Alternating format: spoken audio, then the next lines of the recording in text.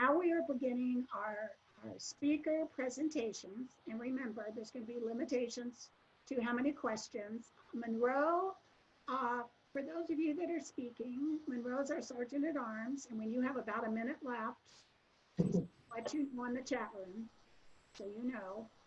And if you have any questions at all, then we'll go ahead and, check the time schedule and things like that. So be aware of the time schedule. All right, Carol, I am figuratively turning the mic over to you. Okay, well, thank you, Nancy. Yes, we have a number of speakers tonight that will be very important for you to be aware of. And our first speaker tonight is Dora Vaquez, who is the Executive Director of the Arizona Alliance for Retired Americans. I'm going to let Dora tell us more about that group, but the important thing for all of us to remember is that retired Americans, those people that are over 60 and so forth, are the people that vote religiously and regularly. And they are a large voting bloc that obviously we are all going to need to have in our corner for all of our candidates.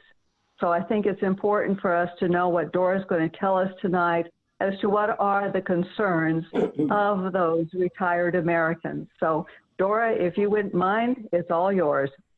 Thank you. I'm so happy to be with you. I can see there's about 52 participants on that call. That's just amazing. So I'm Dora Vaquez.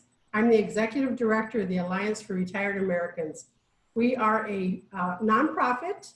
We have a national organization which was organized in 2001 by the AFL-CIO.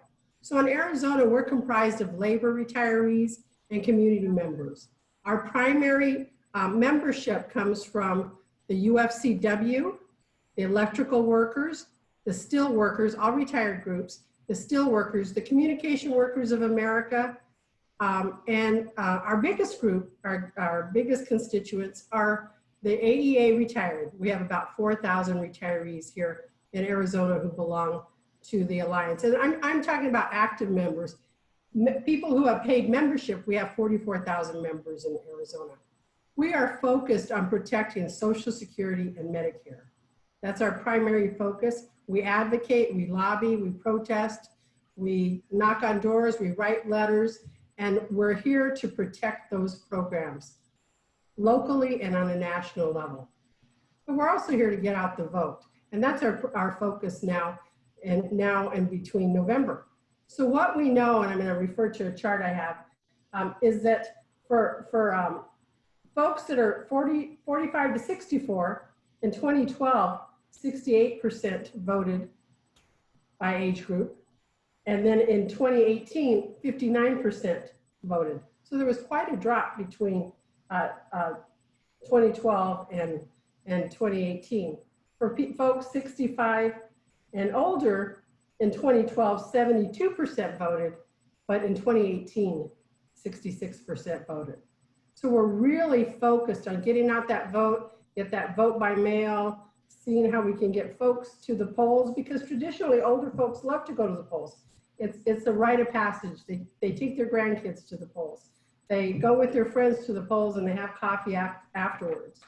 We also know that in 2018, 50% of retirees voted in America, 50%, while only 49% of retirees in Arizona voted. So our goal is to bring that up so that in Arizona and across America, we have 51% of Democrats voting and 49. Let's put those Republicans in the minority.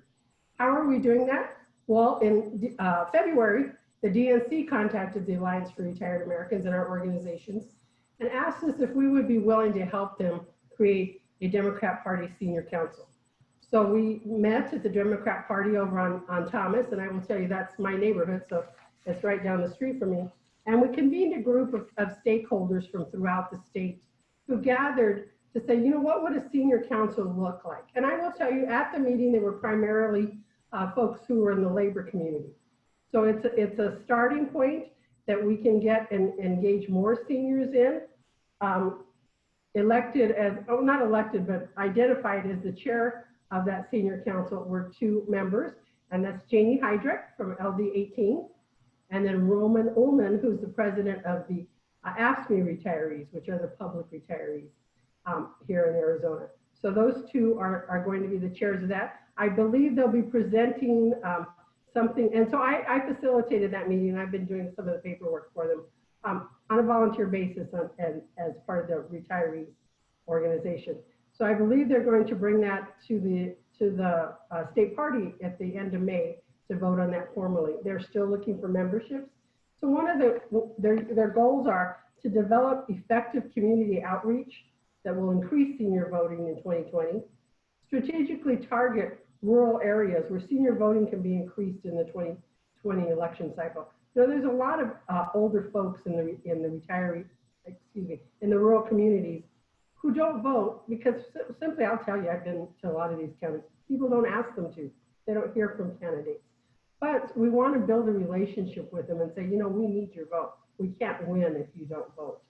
And then we want to surpass, like I said, those numbers before. We voted 49% and they voted 50%. We want to surpass that senior Republican voting by Democrats in the 2020 general election.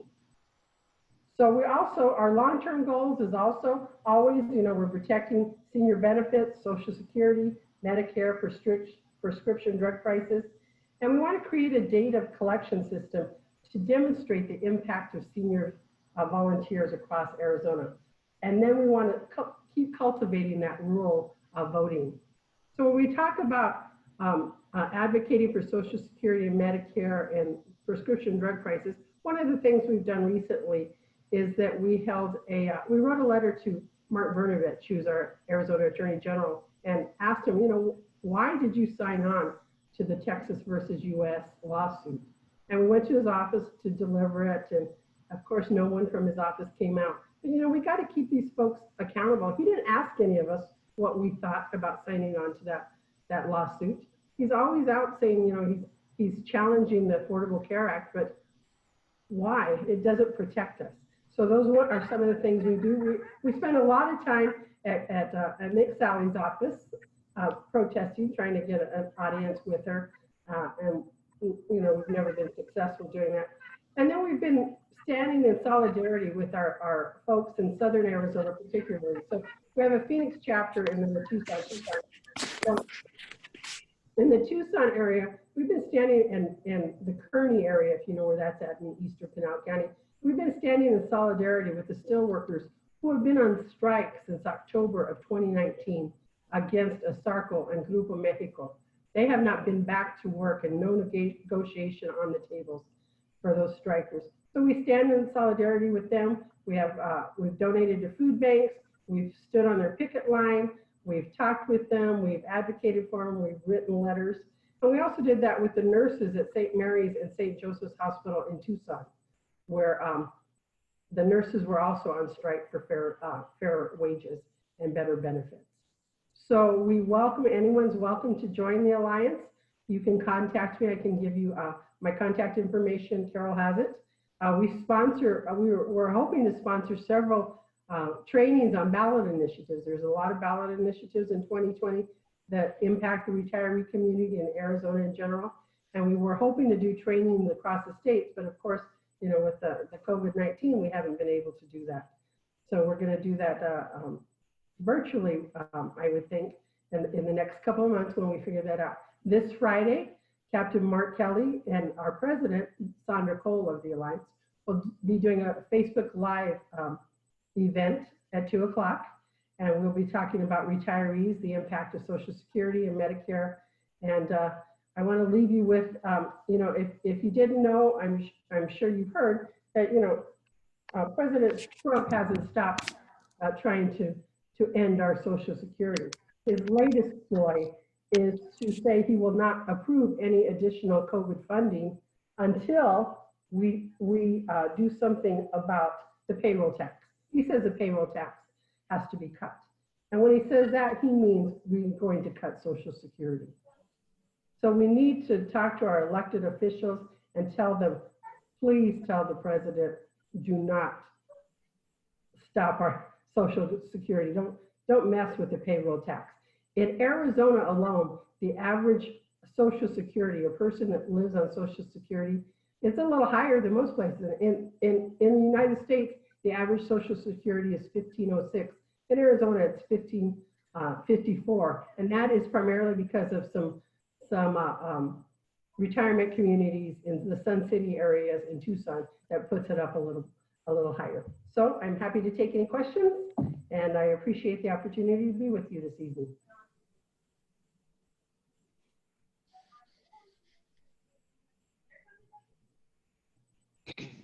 Any questions? I'm sending one. You probably answered this, Dora. But, Thanks, Steve. oh my God, I hate my computer.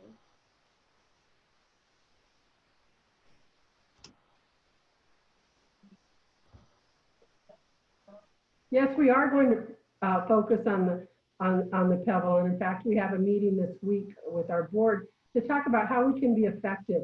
We do a lot of calls with the labor unions, and so particularly the AFL-CIO, but we'd also like to focus on seniors and get the seniors out to vote, because we're very concerned that they're not going to vote because they like to go to the polls. I in fact had a conference call with the folks at the Democrat Party on Friday. And so we're talking about how we can collaborate on that. I think that the question said, do we need volunteers? I will send my information to Carol, and then I will leave it at that. Thank you so much. It's been a pleasure talking with you. Thank you, Dora, so much. We appreciate your insight, and we'll funnel people to you as we get needs and requests and volunteers. So we appreciate all you do in reaching our older voters and helping to stand up for what's right with workers. Thank you so much. I will leave the call at this point, and I wish you all a good evening. Thank you, Dora. You too. Thanks, Dora. Okay, so our next speaker tonight is going to be for the Chandler City Council. For residents of Chandler, we have 3 city council seats coming up to be filled or elected for Chandler City Council, and this will be something that will be on your ballot in the primary August 4th. And so we wanted to make sure you had an opportunity to meet the different candidates. There are 6 candidates running for the 3 seats. So it's my pleasure to introduce to you Beth Brizel, who is one of those candidates running. Beth? Thank you, Carol. Thank you for the opportunity to speak with you this evening. Like looking in a mirror, so it's kind of a little bit offsetting. I've never done this before, and I can see anything. Again, my name is Beth Brizel, and I'm running for Chandler City Council. I've lived in West Chandler for the past 25 years, and I've always been very involved in our community. My motto is community focused and results driven. I was on the Kyrene School Board from 2010 to 2014. I co-chaired the Tempe Union High School District PAC for this bond and override elections in 2015 and in 2017. I've owned my own business since 2002, so I understand the stress and the pressure a lot of small business owners are going through at this time. Chandler is a top-rated city. We have exceptional firefighters and first responders, a vibrant downtown, a highly productive and educated workforce, a lot of recreational parks and recreational areas. I believe that my 18 years as a small business owner, as well as my 25 years of community involvement with the Kyrene Governing Board, various PTOs, bond and override initiatives, make me uniquely qualified for a seat on the Chandler City Council. My platform centers around sound fiscal policies, especially during this COVID-19 crisis, expanding public and private partnerships, and providing a forum for open communication with all stakeholders. I have 3 main priorities that I will focus on if I'm elected. The first is public safety. I am honored to be endorsed by the Chandler Fire Department and the Police Association. I feel we need to hire additional police officers to keep up with our population growth. Our firefighters must have access to cancer screenings as well as treatment. Our first responders are on the first line fighting this COVID-19, and they need our full support. I also believe in order to keep our children and teachers safe, that we need to hire additional SROs. My second priority is economic development. Over the past 20-something years, Chandler has done an excellent job in attracting many high-profile companies from outside of Arizona to this area, and the price corridor is a prime example of that. I will work to refine and continue those sound economic policies that are already in place that protects our tax base and promotes a strong economic development environment. With the coronavirus, I feel that this will be more important than ever going forward.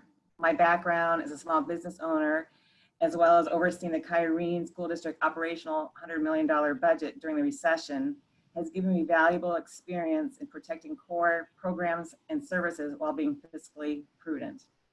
My third priority is neighborhoods and quality of life. I, like most residents of Chandler, love living here because of the high quality of life Chandler has to offer. The parks, the recreational centers, museums, sports complexes, etc. Providing affordable housing options, especially for first-time homeowners and empty nesters, is a top priority for me. We have a lot of developments out there, but they're not affordable for first-time homeowners. I will work with the business community to create new uses for the failed and vacant retail centers. And finally, I believe we need to have smarter growth initiatives to preserve and revitalize our traditional neighborhoods. Besides the firefighters, I've been endorsed by State Senator Sean Bowie, Chandler City Council member Matt Orlando, former City Council member Martin Sepulveda, and the Tempe Union High School District Superintendent Dr. Kevin Mendenhall. There are 6 candidates on the ballot. 2 are incumbents. Currently, the City Council is comprised of all men, and I look forward to bringing a new perspective, that of a female point of view. The election is on August 4th. Candidates need to receive 50% plus 1 in order to avoid going to a runoff in November. My website is www.beth4ccc.com. I'm asking for you to vote for me, Beth Brizel, for Chandler City Council on August 4th. Thank you again for giving me the opportunity to speak with you this evening. Can you see the chat room, Beth? You have a question. Oh, I can go to the chat room. Okay.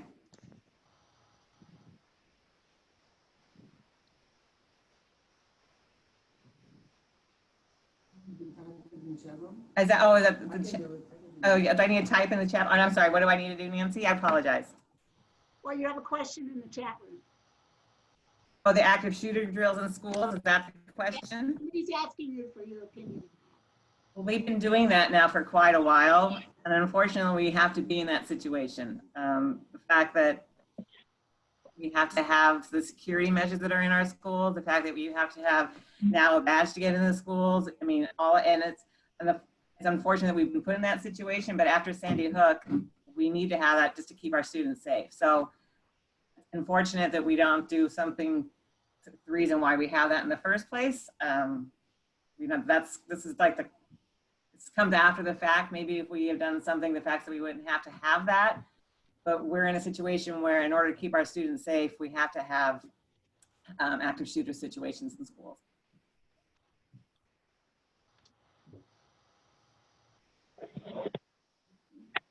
Do you have any other questions on the phone?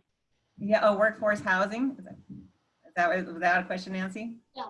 Okay, I've spent, again, I live in West Chandler and I live in an HOA environment. I've been spending a lot of my time in the more traditional neighborhoods and then in South Chandler while I was getting signatures. And we see all these housing development going up, and we see a lot of multifamily housing developments going up, but we do not have a lot of first-time homeowner housing that people can afford. And I believe that we really need to focus in on that. I mean, teachers can't afford to buy a house. You know, anyone right out of school can afford to buy a house. And so I think we need to work with our developers and our planners on finding a way that we are able to offer first-time homeowners a way of being able to buy a house as opposed to these $400,000, $500,000, $600,000 homes. So that is something I really find to be important to me. And after speaking to a lot of people, I see that's a really issue here. And that is definitely one of my top priorities. I also believe that we need to, same with those traditional neighborhoods, we spend a lot of our resources on the new areas. You know, we're not spending a lot of our resources on redeveloping some of those areas, keeping them clean. Those, you know, all our property values are tied into the city of Chandler. And so if one area is more run down, it affects everything. So I believe that we need to put resources in traditional neighborhoods, and so that they are up to speed, and everyone wants a safe, lovely neighborhood. Doesn't matter where you live in town. So I do believe that we need to put resources into that as well. Do you have another question? Okay, it looks like there's one more question in the chat, and that is, where do you stand on reopening Arizona Okay. or Chandler? Okay, thank you for that question. Again, I'm a small business owner. I appreciate the fact that Governor Ducey did close down Arizona, and I would like to do a slow opening. I don't think that most people are ready to really, go back out there and go into restaurants and going into the malls and everything like that. I think we need to make sure we have testing, and I don't think we have the testing right now that we need to in order to have it to go back to the way it was. I understand business owners want to have their income back, because again, I'm a small business owner too, but safety comes first for me. So I would rather do it safe and slow, as opposed to just opening up Chandler or the state and having the coronavirus its spike here. I mean, we had more cases of death yesterday than we've had. So, we haven't gotten to that 14-day seeing the curve go down. So I'm more on a slower opening than I am on just opening up the state of Arizona. Okay, thank you, Beth. And again, we want to reiterate to everybody that the most important election for the Chandler City Council is coming up on August 4th. It very well could be that at least 1, 2, or 3, all 3 could be elected during that election. So do not put off going to the polls until November, because that race could be over with. So please make sure you get your ballot in for August 4th. And again, Beth is one of 6 running for 3 seats. So thanks, Beth, very much, and good luck. Thank you, Carol. I appreciate it. Move along then to our next speaker.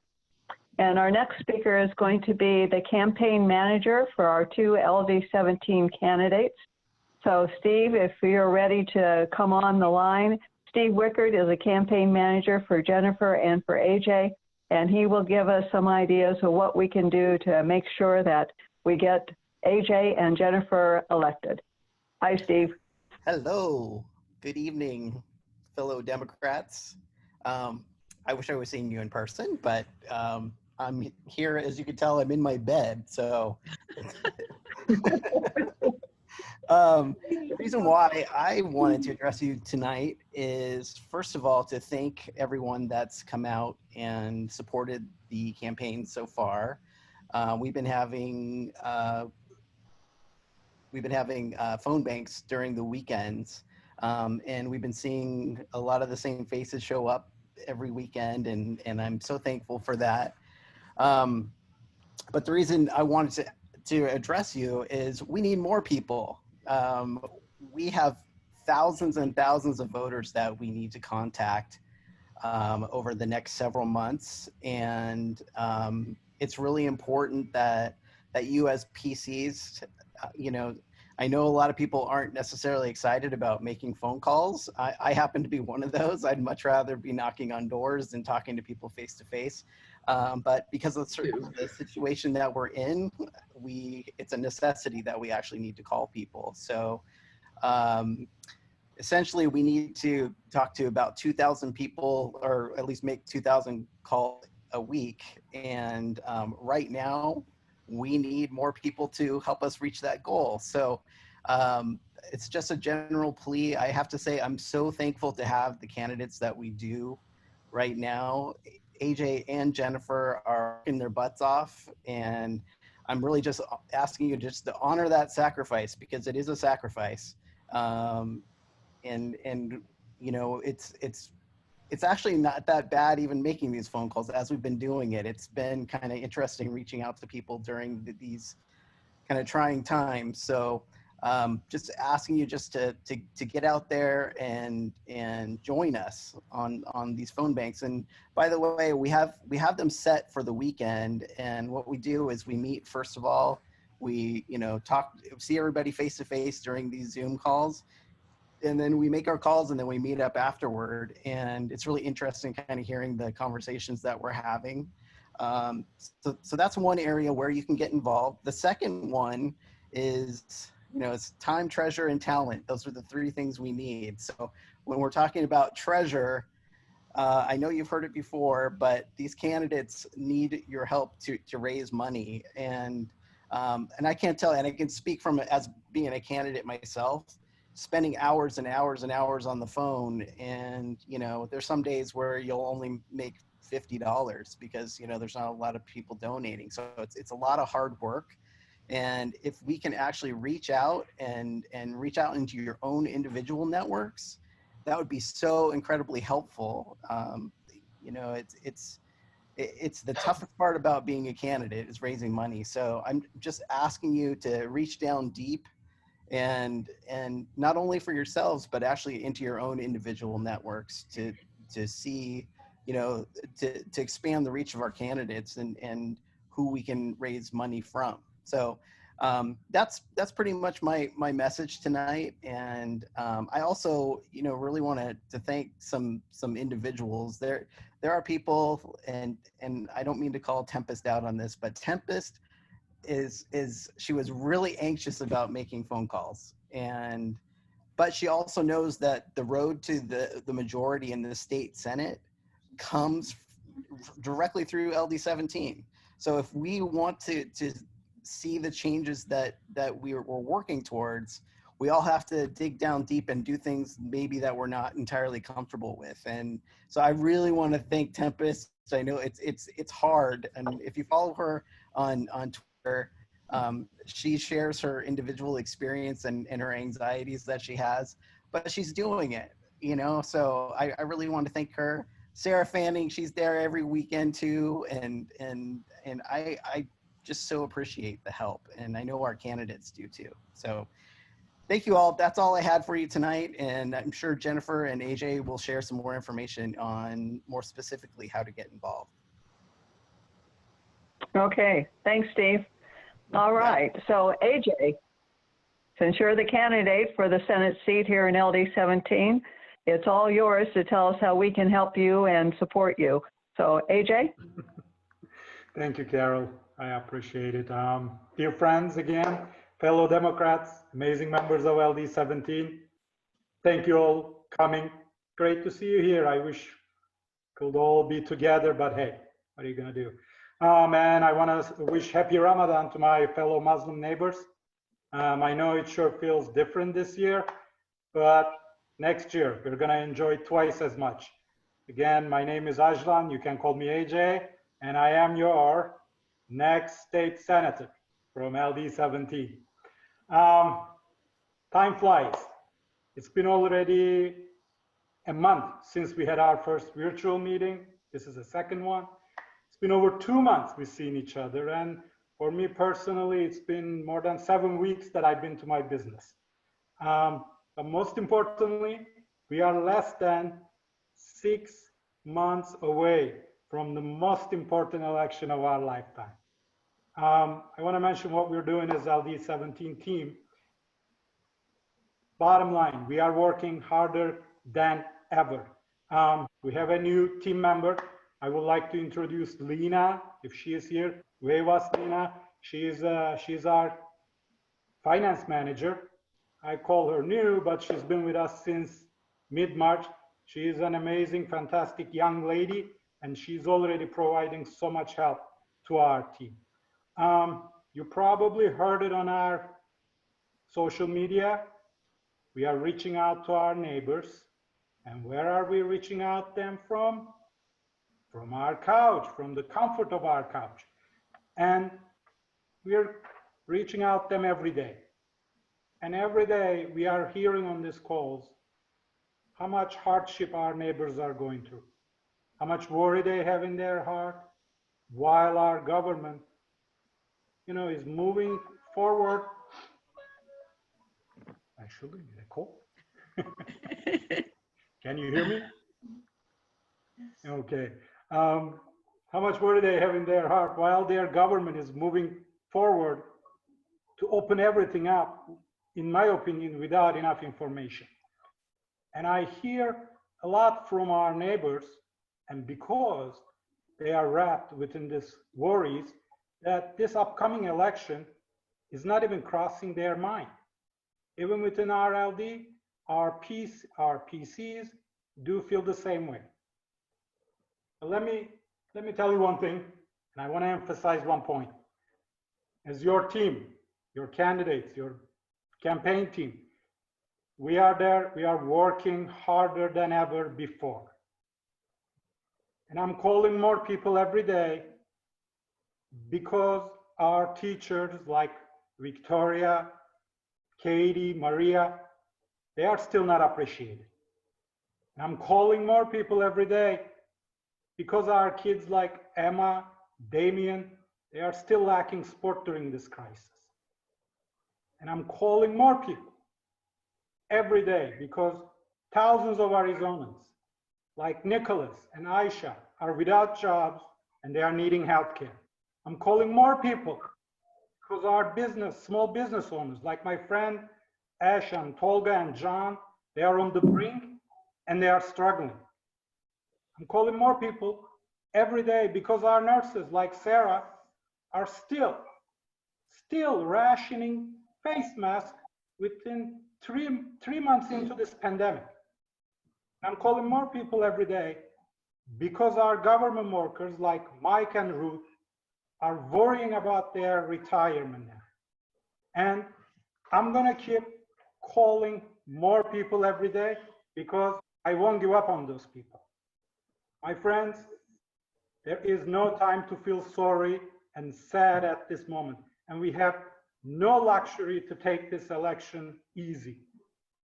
We know what we can achieve here at LD 17.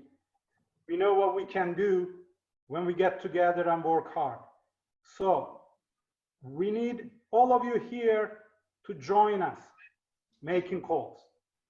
We need all of you here to donate to our campaigns so that we have a fighting chance against lobbyists and corporate-backed opponents that we have. I came to this election late, to this campaign late. You should see JD. Oh my goodness, so much corporate money in there. So we need all of you to reach, just like Steve said, to your networks for sports and fun. I mean, we can do this. I know what we can achieve. If we can get together in November, we will win this fight. And that's my promise to you. Please join us, LD 17. Please, please, please. I love you all. Thank you for giving me this chance.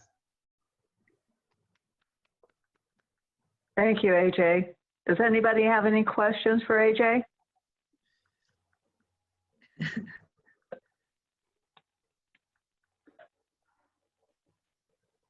Okay, Nancy, unless you see something or have something on the phone, I don't see anything in the chat room. Nope, nothing in the chat room. Okay, thanks, AJ. We'll be with you. Thank We're you. calling all the time. Okay, thank you. And now we wanted to bring up our State House Representative, Jennifer Pawlik, but we definitely want to make sure we return back to office. All I can say from personal experience is that Jennifer is a hard worker and she cares enough about her constituents to reach out to them. And I know when they have a question or a problem, she gets out and she talks to them. I sent her 2 constituents on Sunday's phone calls, and I know that she was on top of it right away. So that's the type of people we need in office who really care about those they represent. So Jennifer, it's all yours for whatever we can do for you. Thank you, Carol, and thank you everybody for being here with us today. I am State Representative Jennifer Pawlik, and I represent District 17, which most of you are a part of, although I know we have some District 18 and District 12 people in the room too. I wanted to start today by thanking the essential workers who continue to work in the community to keep us safe and to keep us fed. I also wanted to recognize that today is Teacher Appreciation Day. I am grateful for all of the teachers who live and work in LD 17. I know the transition to online instruction has not been easy, but they did it with grace and positive attitudes. Teachers are reaching out to their students on various online platforms, emails, phone calls, and I heard today some are even sending their students mail in the U.S. Postal Service, so that's really neat. I thank the teachers for their flexibility and for their innovation during this time. I'm so glad that they chose to teach in Arizona. So now in some less happy news, we have a lot of people in our district who are really hurting right now. They've applied for unemployment insurance or small business loans and they've been denied. Many of these people are reaching out to my office regarding pending or denied cases. I wanted to let you know, I know last month we talked about how DES has increased their staff so that they can handle the phone calls. They've also hired a private company to review the 175,000 denied claims. They're going to be working to determine who is eligible for the Pandemic Unemployment Assistance, or the PUA. If you've already been denied, there's no need to reapply. They will be starting to look at the denials beginning on May 12th, and they will be in contact with you.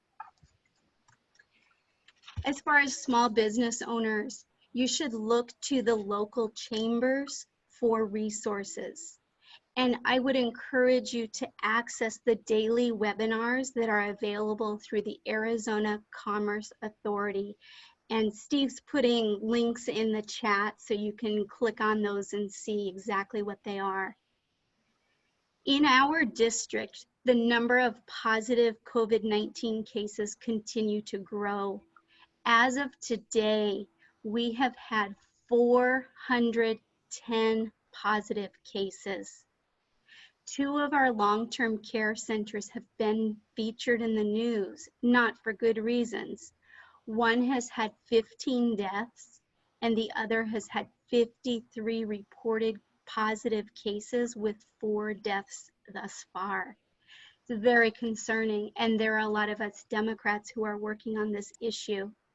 Yesterday in his news conference, the governor issued Executive Order number 35 that will require these long-term care homes to report positive cases and deaths to the residents, to their next of kin and guardians. Testing in long-term care centers and in the prisons will begin Monday, but it sounds like it's going to be a slow rollout. Dr. Kara Christ said that they will be starting in long-term care centers with 4 centers, one in the north, one in the south, one in the east, and one in the west, but she didn't identify what that meant, if that was Maricopa County or throughout the state. So with that being said, I wanted to make sure that you knew that the Judiciary Committee continues to meet 2 to 3 times per week because we're extremely concerned about the conditions at the prisons. We had the opportunity to have a phone call with Director Shin, and he is the director of the Arizona Department of Corrections, Rehab, and Reentry. He spoke with us for 75 minutes. Thought it was a great conversation. However, with that being said, we were really trying to drill down on the fact of, are there any prisoners who have tested positive who have died? And he said no. And then we asked if somebody had been transferred to a community hospital with COVID and they had died there, would he have those numbers? He said yes, he would have those numbers, and the number was 0. And then the very next day we found out that there was a prisoner who died of COVID. And now we found out that there's a second.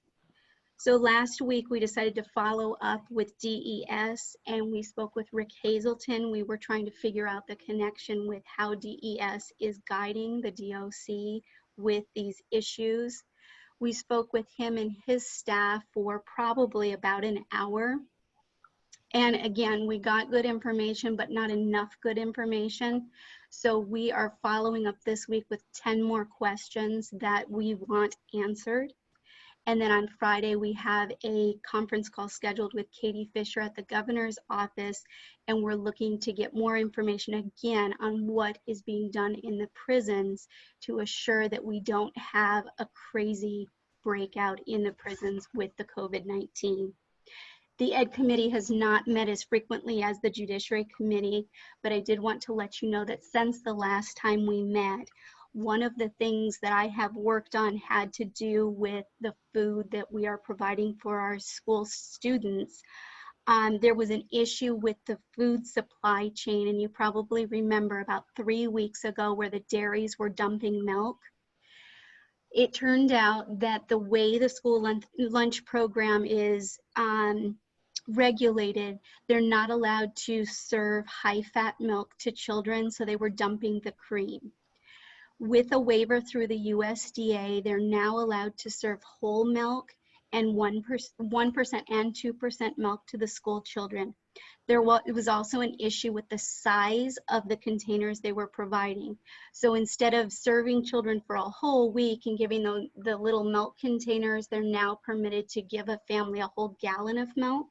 Likewise with the sandwiches, they don't have to give them 5 sandwiches on Monday that get smushy in the fridge. They're allowed to give a loaf of bread and lunch meat or peanut butter. So with the waivers, that has been corrected. Yesterday, Kathy Hoffman has started a task force to look at how the schools will reopen and the things that need to be in place and the policy changes that need to be made. I'm not on that task force, but they will be advising the legislature so we can make informed decisions when we return. So I could talk to you all night long, but I can't. So I am going to now switch to the campaign mode. So in addition to everything that Steve and AJ have shared with you, I wanted to let you know that it's almost time for street signs. Aren't you excited? There are some people who love to see the street signs, and we would like to give you the opportunity to sponsor a street sign for just $30. So both AJ and I have posted on our social media the link, and if you would like to be the sponsor of a street sign, we would invite you to visit our social media and do that. The links are also in the chat. So, oh my goodness, that is it for now, and I look forward to any questions that have come in while I was speaking. Any news on budget cuts to the state and county governments? Well, the bad news there is that we are expecting the cuts to be somewhere between 600 million and 1.2 billion. And with the way the legislature and the JLBC, which is the Joint Legislative Budget Committee, receives the numbers on revenue, there's this huge lapse in time. So after June 1st, we'll have the numbers, the revenue numbers of the taxes paid in March. So then we'll have a sense of how far down we are, and then we can make a more informed decision at that time. Let me see. For those of us who want to donate to LD17, AJ and Jennifer, but don't want to donate online, what are our options? I'll fill that in, Linda, when I'm done talking. Let me see here. Has the increase in food stamps been discussed? It's been discussed behind doors with the Democrats, and I feel very comfortable in saying that when we return, it'll be a very high priority for us. I think also increasing the unemployment insurance is a high priority for your state Democrats, because right now we're one of the lowest in the country with $240 per week. So the national increase of $600 per week expires in July. So we need a longer term solution on that. I read it, the COVID-19 committee for modeling was disbanded today. I know, I read that too right before we got on the line. I don't know why it's been disbanded, but I'm really dismayed by that, because I do think that we should be making our decisions about reopening based on data rather than based on national politics or really based on politics at all. It shouldn't be on that. It should be about the safety of the people. Do you expect to return to a short and special session? I don't know. We were supposed to return, oh, I think it was the 23rd of April, and that was pushed back to May 1st. And on April 30th, we received an email in the afternoon from the speaker saying, don't come in tomorrow. He didn't give us a date of return. I hope that after we get the numbers after June 1st, I hope that we do go back. But one thing that I want you to be aware of is that there's a lot of conversation with some of our Republican members where they're really upset because if we go back and we close the session or sine die, then that means all bills in process will die. And they don't want the bills that they've worked on all session to die. Okay, I get that, but our bills die too. And my thought is, you know what, if it doesn't have to do with COVID-19, we probably shouldn't be spending our time working on it right now.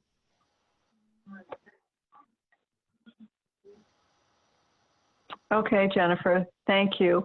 I think right now, is Bob McWhirter on the chat, on the phone?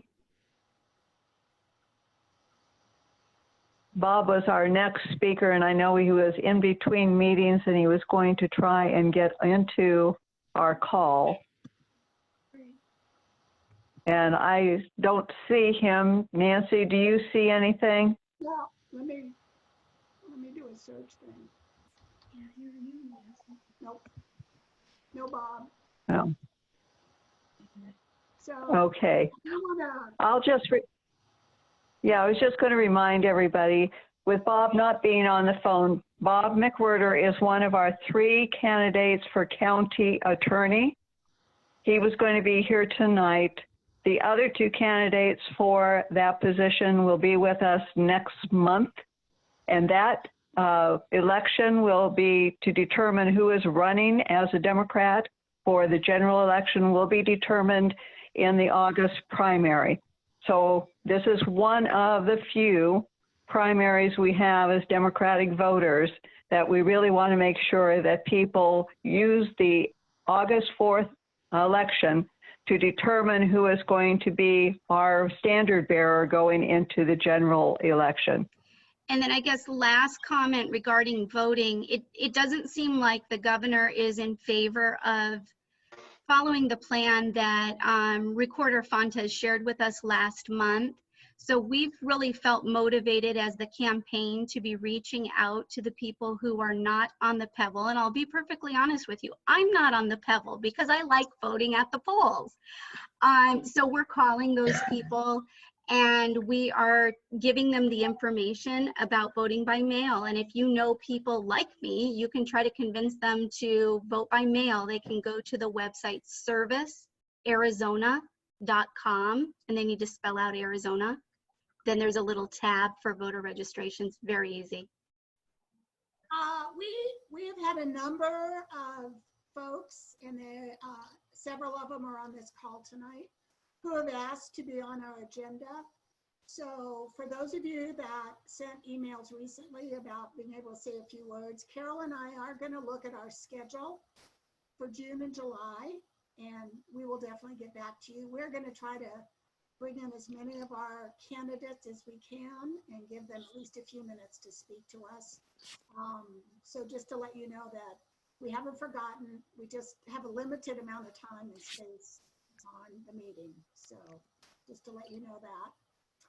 And let me open the chat room. Is there anything else? Handshake or anything? All right. Okay, Carol, is there anything else with regard to speakers that we want to mention? No, just again, everybody needs to know can you hear me? Yes. Mm-hmm. Yes. Okay, yeah. So just everybody needs to know that we do have some primaries that are going to be coming up on the August 4th election and ballot. In order to make sure that we have the right candidates going forward to the general, you need to vote. It's rather unusual for Democrats to have primaries, I know, but we're in a new age and it does make a big difference. So please follow those campaigns where there are primaries. Make sure you know who is running. We'll try and make sure you have all the information before you go to the polls. Your early ballots for the August primary will be coming out in the early part of July if you're on ballot by mail. So look for that. We don't have much time left. Okay. I want to thank all of you who joined us. All right, everybody, please stay safe. And hopefully I will see all of you next month. I'll probably talk to you some before that. So anyway, you guys have a great month. Okay. Always good to see you. Thank you so much. Okay. Thank you. You can Thank go. you, everybody. Bye. Bye.